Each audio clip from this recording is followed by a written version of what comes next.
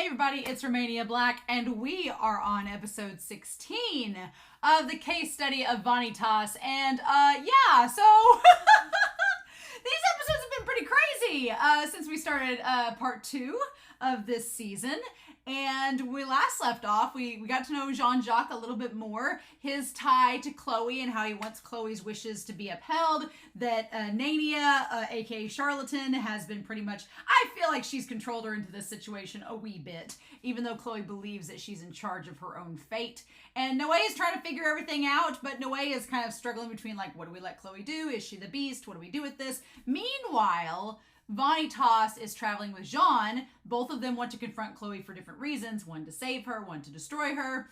And then Dante and Johan are there for information. Now, there is obviously the question of should Vanitas or Jeanne be able to change Chloe's fate if that's not what she wants? How does that, translate with Noe? What's going to end up happening because of all this? We learned about Ruthven a little bit and his dislike of Chloe for reasons. He basically wants this alteration engine that she seemingly activated. We don't know what it's going to do. It's just a bunch of madness right now, right? Right? It's just insanity. And I feel like I just couldn't wait. I had to go ahead and watch, right? So I've got my dogs at my feet. I am ready to go. I do have a couple comments real quick before we start. Woosh and Sweebian noted that the voice actor for Jean-Jaques is the same as the samurai sword in Chainsaw Man, which is fun. And Kashima from Yachirin Beach Club, which I'm like, how random. How random that one actor can be the sword samurai and a character from Yachirin Beach Club in the same range. What range, right? K.A. also noted that Chloe's voice actress is Karine and Nemu from Bleach, but I didn't realize the same voice actress did Karine and Nemu. That's kind of cool in Bleach, as well as playing both Alphonse, Elric, as well as Catherine in Full Metal Alchemist Brotherhood. I'm like, that's crazy that we have this voice actress playing dual characters in these series who's also playing Chloe. Fun times. And then Herbat Berim noted that there's actually a beast of Gevaudan. There's an actual beast in history that was real. They don't know exactly what it was, if it was a wolf, it was a bear, what it was, man, bear, pig, who knows? But they do know that it committed about 210 attacks at the time in history. So, fun times, right? So, I'm really excited. I'm going to have my dog come over here. Get over here. Yeah. They want me to scratch their belly, but then they're like off at this weird angle. So, real quick, I wanted to give a shout out over to our philanthropy tier over on Patreon to thank you all so much for supporting me and supporting the show. They go above and beyond. I'm thankful for all of my patrons and subscribers on YouTube and Patreon, but I wanted to give a special shout out to these fellow patrons who go above and beyond each month to help me talk to you all about these crazy anime and manga. So a special shout out to Edgar, to Dana, to Alex Cornejo, to Be Happy, to Kiri, to Librarian of Lang, to Shiroyama, to Nameless Monster, to Natalia Zaharia, to Modern Amethyst, to Tyrone, to Anime Annie, to Eric, to Kubalutek, to Sunspots, to Translucent Men, Anna, Legatus, and Goob. Thank you all so much for your support. I greatly appreciate it. All of my love. So yeah, I'm really excited to get into this episode and see what we get, but I don't like miscommunication tropes. I don't like that anime. It's like my least favorite trope is when they do a miscommunication where something that could be solved very simply is not. And my fear is that we know Vanitas and Noe don't agree on a lot of things. That's been like a well-known fact between them. And I feel like they're going to get into an argument about what to do with Chloe, and it's just going to be frustrating. So, but we'll find out, right? So we are going to start the case study of Vanitas, episode 16, and we're going to do that here in 3, 2, 1, and let's go.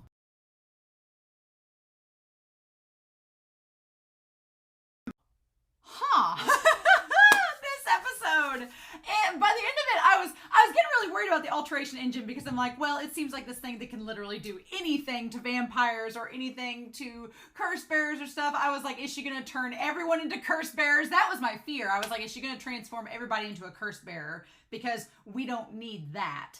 And that may end up still happening. We don't know. Now that you've used this machine that can alter the formula of the universe, what do we do with that? So it's very much a big old, we don't know what's going to happen moment. But Chloe is so interesting interesting. And Jean-Jacques, oh my God, like, I could not ship Jean-Jacques and Chloe more.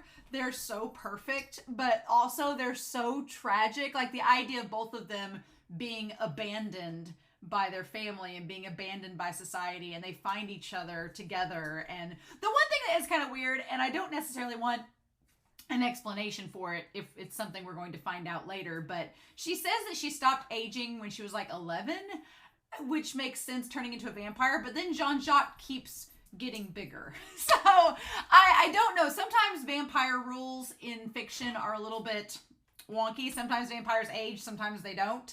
So it's kind of one of those, why did she not age but he did sort of scenario, so that they can be shippable.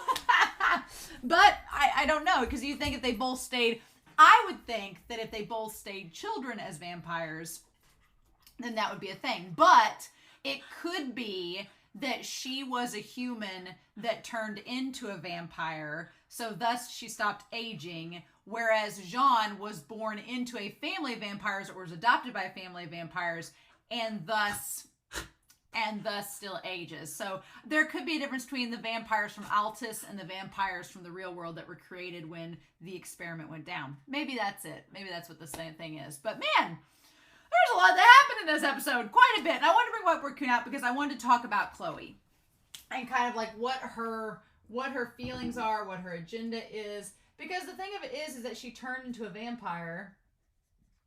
She turned into a vampire, and then her family was going to be dedicated. Her family was dedicated to changing her back. And then over time, that mission was forgotten. And then during that whole period, she kind of like, in the span of this time, she becomes like a legend. She becomes, the Silver Witch. That's the legend, because she's supposed to be dead because she doesn't age, right? And then she becomes that. And so then they keep on research. They keep on research with the Alteration Engine. And then at this point she sees Ruth Verne, who tries to use her tech, and the answer is no. And that's about the time that Naenia appears. The Naenia appears and basically kind of gaslights her into thinking that she's all alone and she can't do anything. Which, the thing of it was, I think Chloe has always known that she could leave, that she could go find other people. She just didn't, because she's, dedicated to her family, and she's dedicated to that research, and she doesn't want to go. Again, the idea of Ruth Verne, Naenia, everyone else except for Jean-Jacques around her has tried to control her or make her do something that's against her will. Jean-Jacques has literally been the only person that was like, I'm going to stay by your side and love you no matter what. Right? So we got Jean-Jacques. We'll put him right here and kind of have him on here. Of the idea that he was seemingly abandoned or abused by his family, which is different from Chloe, but he meets Chloe and they form this bond, right? And he says that he'll stay by her side. That he'll stay by her side and keep her company, which is what she wanted, right? Which is, she's so thankful for, that Jean-Jacques doesn't try to tell her what to do.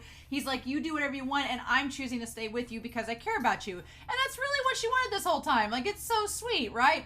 But we find out that whatever curse bearer she has is the time loop, right? So we don't know exactly what it's called, because I said that during the reaction. We don't ever see what her curse bearer is. So we get the idea that her curse bearer creates a time loop. So it's a Malnamon that has a time loop, and Vanitas at least knows that much. He's figured out what it is. Whereas his curse bearer is the beast that this episode is named after. All right. So Vanitas just needs his book, and he'll be able to save them, but his book is just somewhere in the mansion. I love that. I love that as a trope, because usually, you show up against the bad guy, and you show up against the antagonist, and you're like, where's my MacGuffin? And they're like, it's behind this closed glass. Well, you'll never find it. And like, all this stuff. And here, Chloe's just like, oh, yeah, it's somewhere in this mansion. Like, it's just on a bookshelf somewhere, and Vanitas is like, no! Like, he's like, now is not the time to go look for a manual. I love that. That's so freaking hilarious that he's just like, wait, where's my book? And they're like, nope, we don't know. So everything's in a time loop, right? And then we have Jean going to the castle after she realizes that. I love that Vanitas just like hops on her back like a little bat. He just like his flapping like sleeves are flapping in the wind like a little bat, and he's like on her back. I want to make note. Jean completely changes her look. Her look completely changes from the past. Look, I'm gonna be real with y'all. I love Jean. Her short hair now is cute. The white outfit is nice. It represents like her innocence, her purity. She looked freaking badass and hot as hell. With the long flowing hair and the all black. Like, she looked very intimidating. She looked so badass. I was like, man, Jean, nice look. Like, I was kind of like flabbergasted. Like, you're making me question things, Jean. And then it was great. And I think that's so interesting because I feel like maybe after she lost Chloe, and we'll go back to that moment, but after she lost her that moment, maybe that's when she chopped her hair off. Maybe that's when she changed her look, reevaluated some things in her life. Who knows, right? But I like that Vanitas just kind of like hitches a ride with her, and then she tosses him aside. And again, she establishes like, I have to kill Chloe for Ruth, Vern, and Luca's sake. And Vanitas is like, cool beans. I gotta save her because I want to. And, you know, for Vanitas, good thing he has that blue moon vampire blood in him, because if he had fell from hundreds and hundreds of feet and somehow miraculously landed on the roof without breaking his legs, sure thing. And then he's just like, where could that fool be? Like, where's Noel? Where's Noé? Where's that idiot? Okay, so I'm glad that we established that back in the last episode, I was like, oh, Jean-Jaques being so sweet, giving Noé the food. No, it was laced with sleeping drugs. Makes sense now. I do love confirmation that Jean-Jaques is the beast, and he has like the black robes and everything, and him and Chloe. It's such a beautiful story. Like Jean-Jaques and Chloe, I just want them to be able to be together without being cursed. That's all I want. I want them to be able to be together and I think that's why Chloe has made this whole device, is getting rid of Naenia. She's like, you screwed both of us and cursed both of us. I want you gone so that we can live our life in peace. At least that's what I think. But then I love he throws Myrrh in there with Noé. I love he throws the cat in there too. Like, here, keep him company. And then we find out that Jean-Jaques is a vampire. Because I was like, how has he been alive this whole time? He's a vampire too. And he's like, you can read memories via blood. And he's like, I want someone to remember us. Even one person will do, so I'm sorry. And that's when we see that he's a vampire. And he's been one this whole time. Yes. And that kind of goes back to maybe Chloe saying she wanted Jean-Jaques to make a friend. You know, somebody that he can relate to as well. Maybe Chloe was thinking, if this mission fails and I die, then at least he'll have a friend. And Jean-Jaques is thinking, well, I want somebody to remember us in case if we both die. I don't want either of them to die. I want Chloe and I want Jean-Jaques to be happy and be safe and get to live in their little castle by themselves without anybody bothering them. And he makes Noé drink his blood. Now, when he jumps into the water and it's all red, it kind of reminds me of the ED. The ED from, I think, part 1, where he was in the water with the blood. And he goes back and sees the back of his past, and we see the father who ends up being the one that shoots him, and we see the woman with the kid there, and Jean-Jaques. Now, was Jean-Jaques a vampire the entire time? Was he a vampire the whole time? Was he adopted? He doesn't really look like the rest of the family, so was he their actual kid? Was he adopted to become a vampire? And he's just so sad. And that's when he sees Chloe, who's in the same boat. She's kind of scared too. And then that's when they both realize that each other are vampires. Are you a vampire? And then they're together. He's so cute. He's such a cute little kid. And so here's the thing. There's all of these murders happening, right? So amidst all of this, there are these murders. And we get establishment that it could be the church that was causing them. And they use this idea of the beast as a cover-up. And their rationale, I mean, they're like, oh, it was a monster, and they use that to cover up the murders they've been doing to justify them. And people are speculating, oh, is it the Silver Witch? Can she turn into a beast? Is it research that they've been doing up in the castle that's causing it? It's like all this speculation and rumors, when the reality was there was no beast. At least not yet. There was none. Now, the real question with this is, was it actually the church? Or was it Ruthven? Was it somebody else? Was it a cover-up? What was it really? And we don't know, right? If it was the church, I won't be surprised. If it's another force, I won't be surprised either. But that begs the question of why Astolfo is there. Is he there to cover up things? Thinking that somebody was going to show up, and so they went there to cover things up. We don't know. Why is he there? He's fighting Noe right now, which I thought that was a really cute little tie back into the last time where Vanitas was like, you fight. He's like, I love that, because Vanitas, like, he tagged out Noe and was like, I'll fight him. I'm not emotionally compromised. And now Noe's like, no, let me back in. Let me go. Round 2. I loved that. I thought that was really, really clever. I liked that at the end. So yeah, what is the actual answer? We don't know. And there's all the rumors and everything. And then we cut. And then, of course, Jean-Jaques is like, she's trying to protect you by discovering the beast's identity. Like, don't believe this. And at the time, Jean-Jaques wasn't the beast either. They both were trying to figure it out and protect their own identities. And then that's when Chloe says the beast slew the Marquis and his son. She's like, that wasn't me. It was someone else. But she's so afraid. She's like, everyone thinks that I'm this monster, but I'm not. And of course, I love that Jean-Jaques is like, oh, don't worry, Chloe. He says, you've done nothing wrong. He's like, I'll stay by your side forever. Like, that's so sweet. Like, little Jean-Jaques is so sweet and adorable. I love him. I love that he wants to stay by her side, because her whole regret is that she's misunderstood. She's misunderstood and doesn't have agency. She has no agency. She has never been able to choose her own path. Everything has been dictated by all these circumstances surrounding her. And Jean-Jaques is like the first person to be like, I'm not gonna let you, get in trouble. I'm gonna stay by your side forever. And they just sit there and cry, and it's the saddest thing in the world. It's so sad. And he's like, if only I were more powerful. And that's when Naenia first starts to like put her claws into him, because he wants to like be able to protect her. And that's when we see Jean come up, right? And he says, Chloe was the only one who protected me, who needed me. And he's like, I have to become more powerful for her sake. So, I mean, and Chloe finds out that Naenia, cursed him and took his name so he could protect her. And so the fun thing is with all this is that Chloe, you think, well, Chloe, this creature Naenia has like taken, has cursed somebody.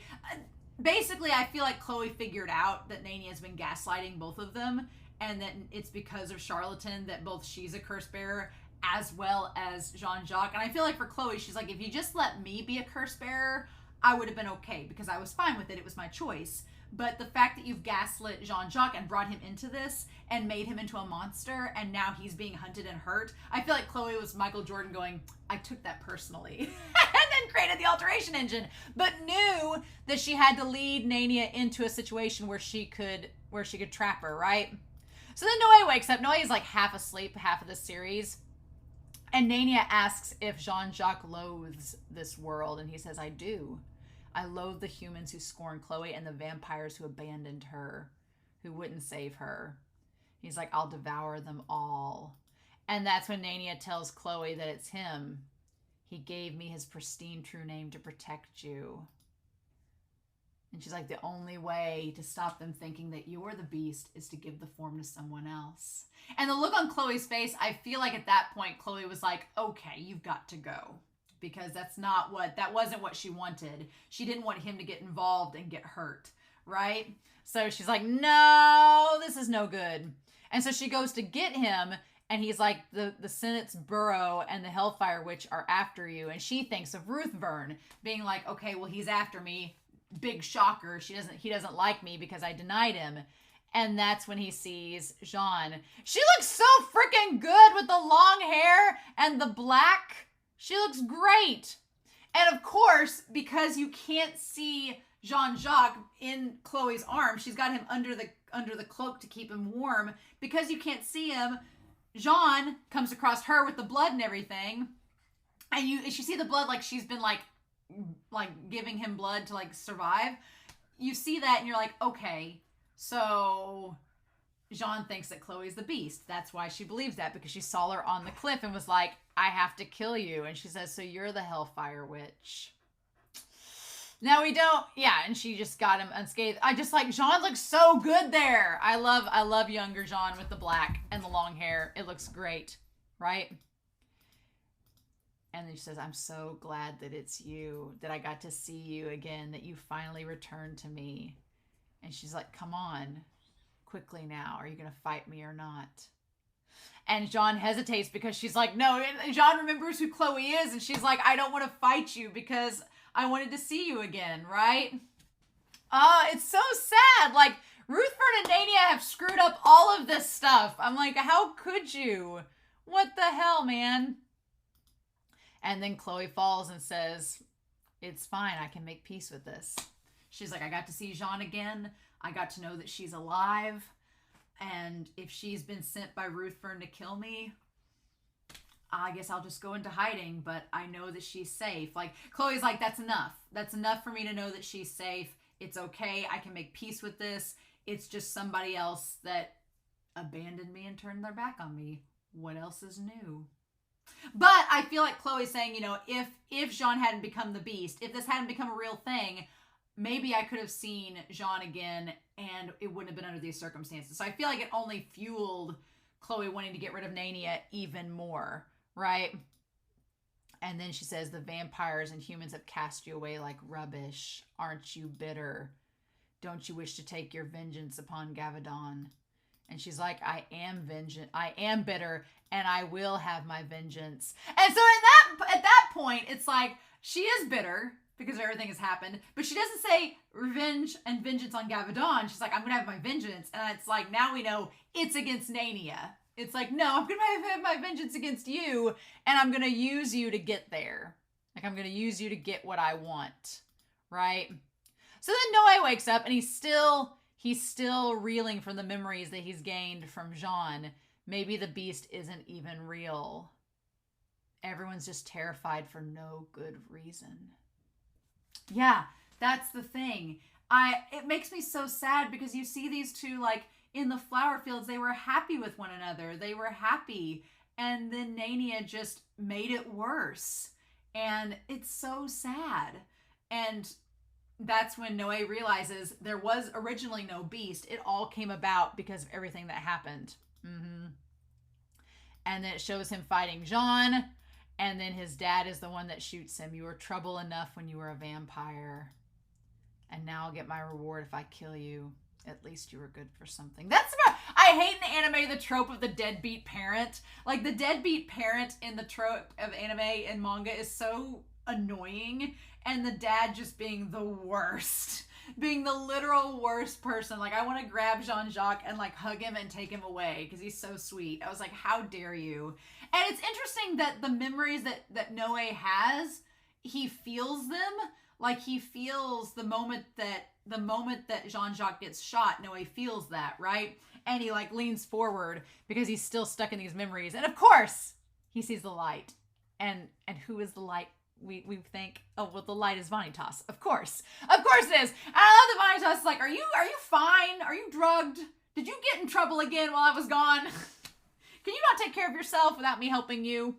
It's hilarious. He's like, does this hurt?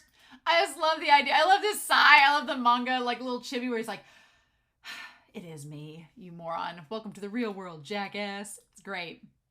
He's like, were you drugged? And he's like, it appears so. And he's like, what?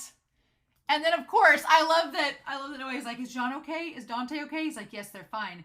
And he's like, why are you worried about them? What about me? It's great. And he's like, what?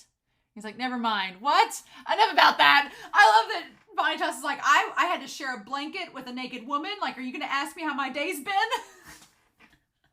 and Noé's like, wait, what's going on? It's so cute between them. The banter's hilarious. Did you learn anything useful while you were in the castle? Well, yeah, I love the cat punches him. He's like, yes. And that's when he tells him about Jean-Jacques being the actual beast as he's facing Jean. Chloe is a vampire who also became a curse bearer.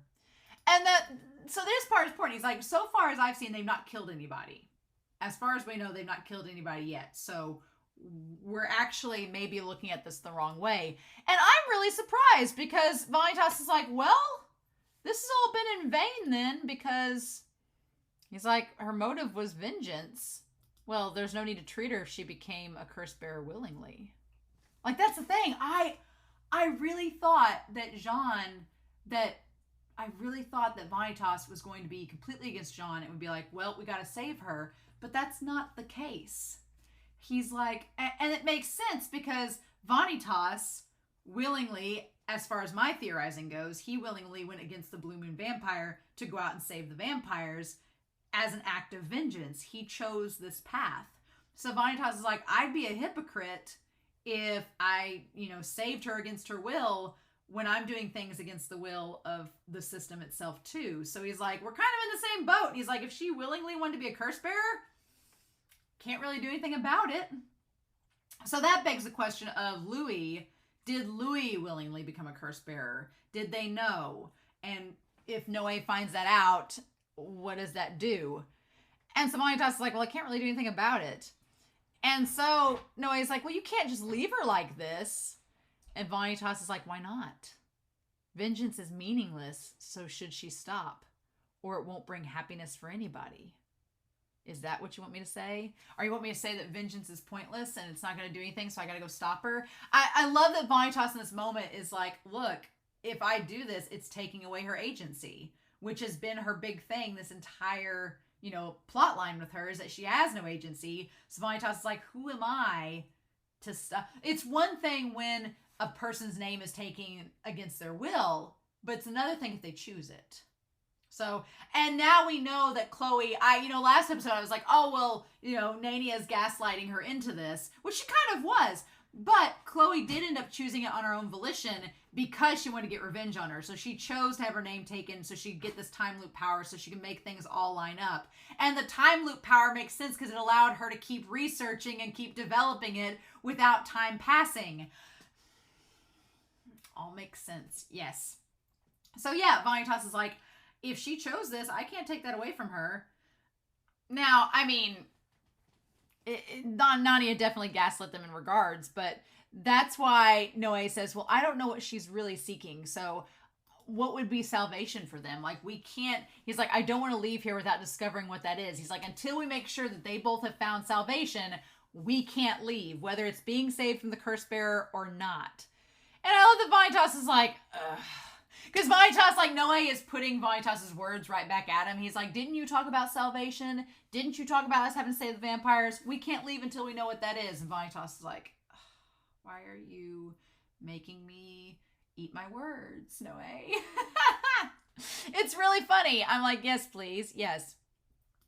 And I love that he just, like, he rubs his hand up. I thought when he rubbed his hand up in Noe's face that it was, like, gonna trigger something in Noe, like he was gonna want to drink Vanitas's blood, but that's not what happens.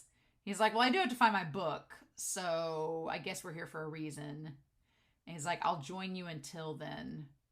And Noe is like, you truly are dim. And that's when he, like, it's very affectionate how he rubs his hand in his face. It's not a bonk because he already has, like, the blood streaming down his face. It's just like a little gentle rub.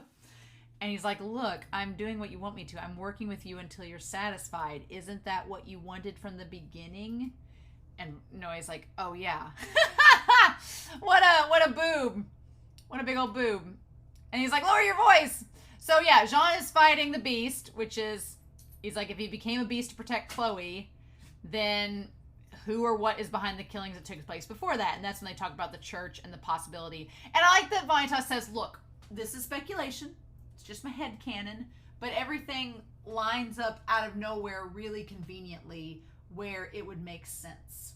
So he's like, I'm just saying, could be the case. Could be the case. We don't know for sure.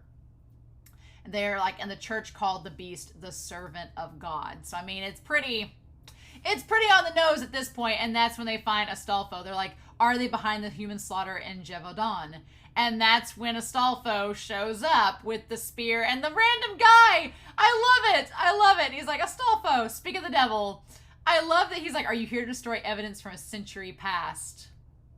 And I like that Astolfo's like, I'm not telling you. I love he just hands the coat to the guy with the briefcase. What the hell? And he's like, no, he's here to get the machine to take back with him, right? I'm sure that's why they brought the briefcase. I'm like, it's not going to fit in the briefcase. Just so y'all know. And then I like that Vanitas has this big knife. It looks bigger than the one he had a few episodes ago. And Noe is like, I love Noe with the gloves being like, let me handle this, Vanitas. I got this. You go on. Which was the smart decision because Vanitas is the one that would be best suited to handle Naenia and Chloe anyway, because Naenia would just antagonize Noe. And Noe has a lot of emotional compromising in this series. Naenia is like essentially the one because she's the one that killed Louis or led to his demise. So yeah, Naenia is the one that does not need to fight Noe, if any. And so then here we go. I'm a doctor and a vampire specialist. And she's like, are you friend or foe? And he's like, well, I'm not your friend. I just want my book back. She's like, oh, that one. It's around here somewhere. It's great. Jean-Jacques put it away somewhere. I love that he's like, moi? Oi? It's so funny. And then Naenia says, I hate him. I truly do. Which is so interesting. I'm assuming she hates him because he has the ability to destroy her. Right? And that's the thing. I feel like Naenia saying, I hate him, he's an enemy. Chloe's like, so he's probably not an enemy if you don't like him. I don't know. A part of me is like, okay, cool. Chloe's getting revenge on Naenia. All right. But then another part of me is like, or is she not? And this is all going to go horribly next episode. I don't know. So, I mean, we're at episode 16. We have 17, 18, 19, 20, 21, 22, 23. We have 8 episodes left.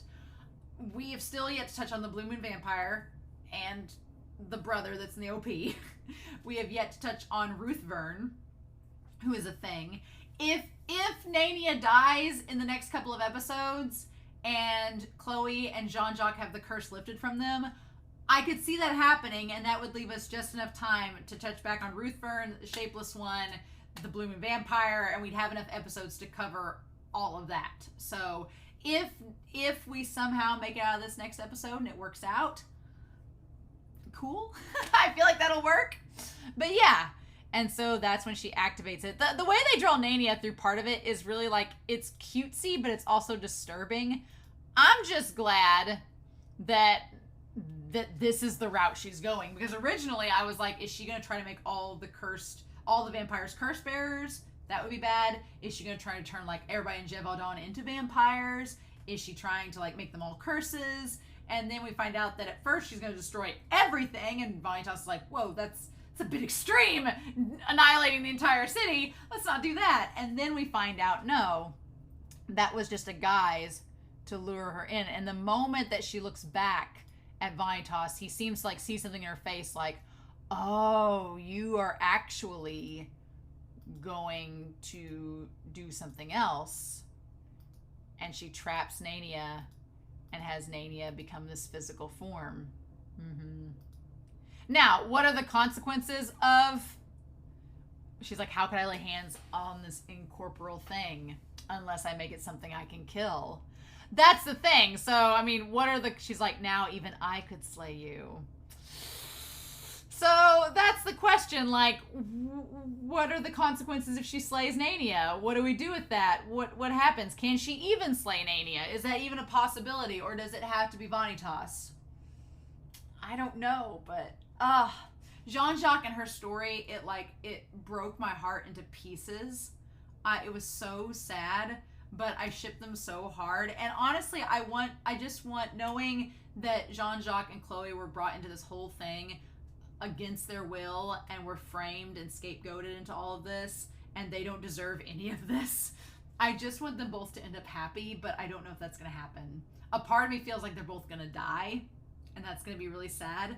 And a part of me hopes that they both somehow make it out of this alive. But I don't know. So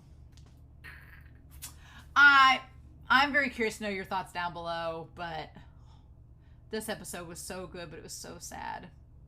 So I just hope we have a happy ending. In the meantime, though, I hope you all have a wonderful week. Please stay safe, take care, and yeah, I'll be back very soon with more of the case study of Vanitas. Bye! Bye.